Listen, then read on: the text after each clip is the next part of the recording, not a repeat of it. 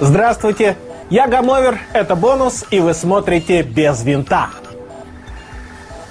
А ты куда это собрался? В отпуск. Все, хватит. Пора отдохнуть. Видите, вон и зрители, в общем, все по отпускам, так что и мне пора. В теплые края, небось? Да. На самолете, небось, лететь надо? Надо. А не страшно? Ну, а какие варианты? Поезду. Куда? На Кипр? Там же рейсов-то, в общем, кажется, ничего. Буду бороться со страхом. Потом там же пилоты. Люди знающие, опытные. Как-нибудь взлетят и посадят, может быть. Да? Ну, я бы не советовал. По имеющейся информации, пилотов там нет. Где? В кабине. А где они? Сидят по домам.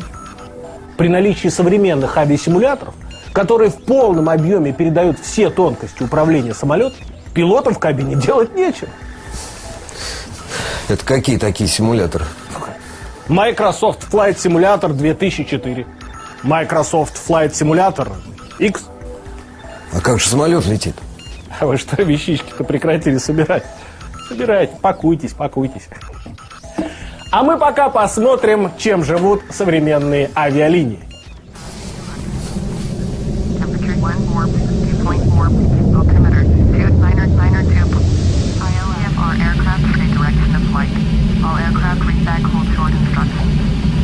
Самописцы. Включены. РВ. Включен. Топливонасосы. Подкачка, перекачка есть. Давление систем, тормоза, гидроаккумуляторы. В норме. Кремнирование. Нормально. Взлетные данные. Записал уже? На взлетную рули. Записал.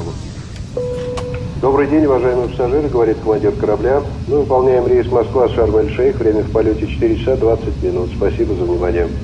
Экипажу двери в положении автомат.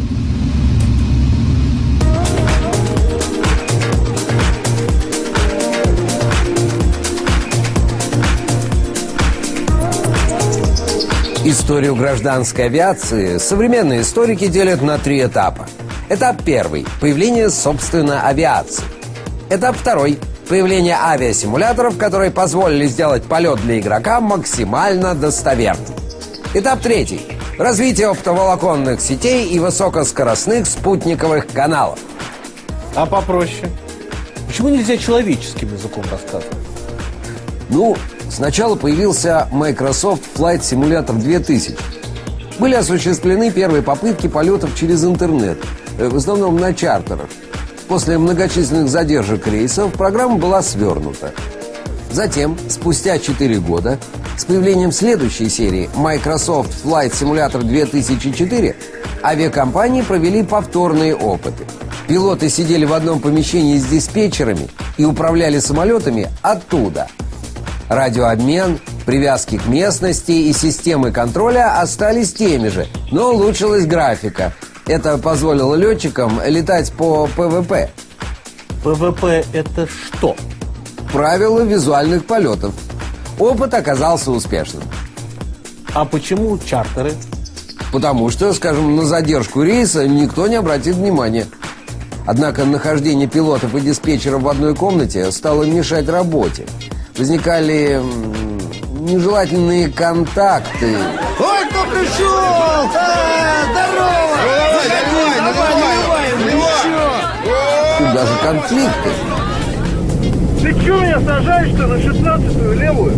Я тебе сказал на правую. Да пошел ты! А потом? А потом пилотов стали размещать в здании авиакомпаний, а затем и вовсе по квартирам. Тут появился Microsoft Flight Simulator X. Сейчас он считается основной СУК – системой центрального удаленного контроля. И давно вы так летаете? Ну, мы начали недавно, наверное, лет 5 назад. То есть программное обеспечение было раньше, но, понимаете, нужны выделенные линии высокоскоростные, а их не было. Как мы шутим, знаете, по модему не полетаешь. Вот.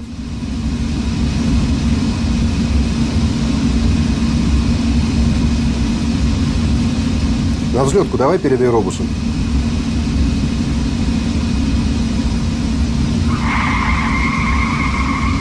Не, ну нормально, он подрезает. Ну, погуди ему. Я тебе сейчас поеду. Все, нормально. Давай. Диспетчерская. Борт 815, Николай, Татьяна, к взлету готов. Ты по-английски давай. А чего? Чего? Рейс международный, да, как положено. Hello?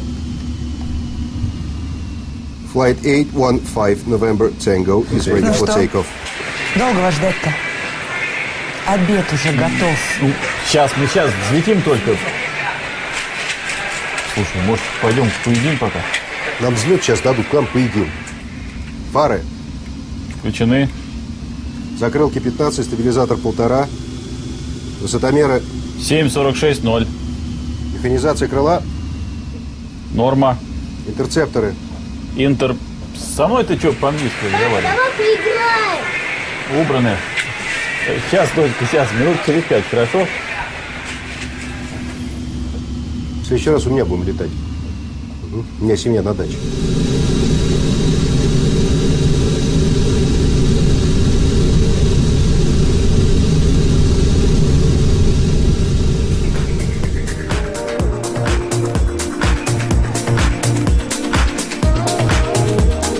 Но это же ужасно. Люди в салоне думают, что пилоты в кабине. Ну, а чего ужасного? Нет, вы не подумайте, мы нормально летаем. Нас наказывают, если что, летная дисциплина. Хорошо, а если компьютер зависнет? А если вырубят интернет? Ну, если авиакомпания нормальная, трафик проплачивает вовремя, он безлимитный. Ну а что, все так летают. В игре представлен набор миссий, которые предлагаются игроку. Авторы, правда, зачем-то свалили в одну кучу и гражданские самолеты, и вертолеты. Ту часть миссии, которая посвящена обучению, следует считать полезной, потому что вас научат летать. А миссии, которые направлены на выполнение разного рода заданий, можно пропустить. Вам неизменно нужно будет спасать разного рода несправленцев, регулярно попадающих в передряги. Создается впечатление, что вы заменяете собой всех спасателей, пожарных, медиков и полицейских мира. Спасите носорога, спасите сослуживца, спасение на водах. Что же это получается?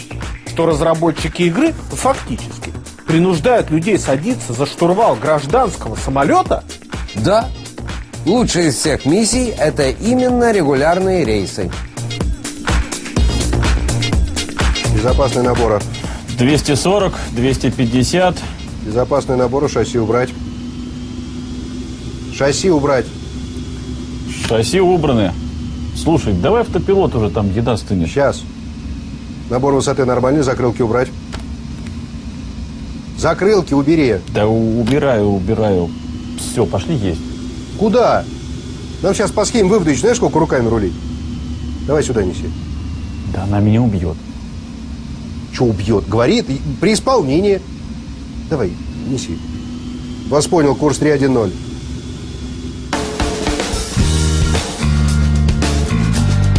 Скажите, а чрезвычайные происшествия бывают?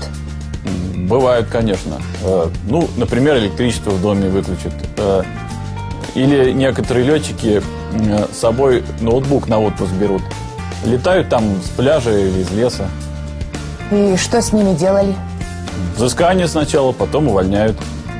Ну, вы не подумайте, если у нас, например, свет выключат, у каждого экипажа дублера есть. Если что, они долетят. Надежно все. В игре представлены десятки типов самолетов. От безмоторных планеров до тяжелых транспортных Boeing 747. А вот это что? А это знаменитый Ан-225 «Мрия». Самый большой и самый тяжелый транспортник в мире. Никто, включая конструкторов КБ Антонова, не знает, как эта штука может подниматься в воздух. Вообще-то не должна. А это Ил-86. Точно. К игре выпущено огромное количество дополнений. Любители сами дорисовывают самолеты, прописывают функцию управления и выпускают воздушные суда, так сказать, в воздух. Интересно, что звук двигателей отечественных самолетов весьма аутентичен. В буквальном смысле слышно, насколько изношены подшипники турбин.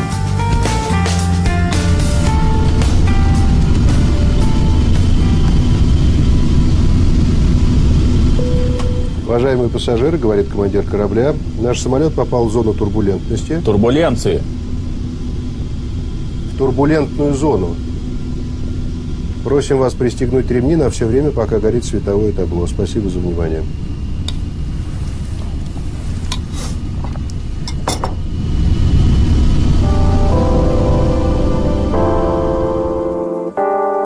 Хорошо. А какие еще преимущества вам дает управление через интернет? Ну, у нас преимуществ много там. Сейф-геймы? Не, ну какие сейф-геймы, вы что, смеетесь? Это ж не игра, самолет, он летит по-настоящему.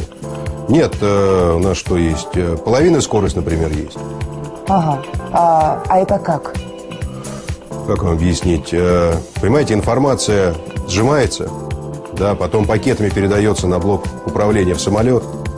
Там, как говорится, разжимается. И за счет вот этой компрессии можно за единицу времени больше команд успеть отдать на руле управления, там, на руды. Удобно. В сетевой версии Flight Simulator X можно играть из-за диспетчера. Для этого вам необходимо приобрести соответствующие навыки.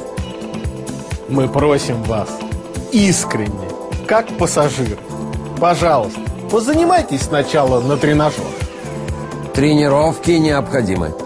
В управлении самолетом задействованы все кнопки клавиатуры и все их сочетания с клавишами Shift, Alt и Ctrl. Пилоты-профессионалы покупают рулевые колонки вместо джойстиков, отдельные USB-девайсы для управления двигателями и даже настоящие трансмиттеры, то есть рации, позволяющие вести радиообмен с землей.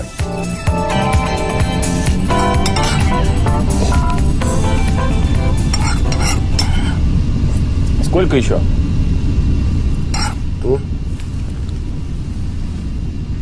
Часа 3 на автопилоте, потом приземление. Слушай, а давай Люке из Трансайра позвоним. Они вроде сегодня в Сан-Франциско летят. Я его в Одноклассниках 5 минут назад видел. Угу. А с кем он? Кто второй пилот? Нет. Сейчас посмотрим. Одноклассники. Подожди, стой, нельзя в Одноклассники. Еб твою мать! Ну чё? Все? Все потухло! Я тебе говорил, дай приземлиться! На кухне надо было есть, а не в спальне. Ты что, спальня? Ну а что, не видно? У меня последний рейс ночной был. Симферопольский центр, Симферопольский центр. Рейс 815, Николай, Татьяна. Рейс международный, давай по-английски, как положено. Больше дай с клавиатуру собирай. Это я не вам. Просим срочную посадку. Причина? Отказ органов управления второго пилота. Всех. Борщ на клаву вылей, ё-моё! Дайте посадку, срочно аварийная ситуация. А уважаемые пассажиры, в связи с изменившимися погодными условиями мы совершим промежуточную посадку где-нибудь. Просим вас пристегнуть привязные ремни и не курить до окончания полета. Спасибо за внимание. Ну что же это такое, товарищ? Вещи не собраны до сих пор. А кажется, кое-какие уже даже и разобраны. А как же отпуск? Да ну его. Какой отпуск? Вон что у них там в авиации творится. Это же кошмар какой-то. Не, ну, отдыхать-то надо. А поезда на Кипр не ходят? Ходят. С пересадкой. Ну, надо торопиться. Почему это? Не за горами выход симулятора железнодорожных перевозок Microsoft Railroad Simulator Z. Эта программа позволит всем желающим... Да. Ну что ж, на этом наша передача заканчивается. Всего вам доброго.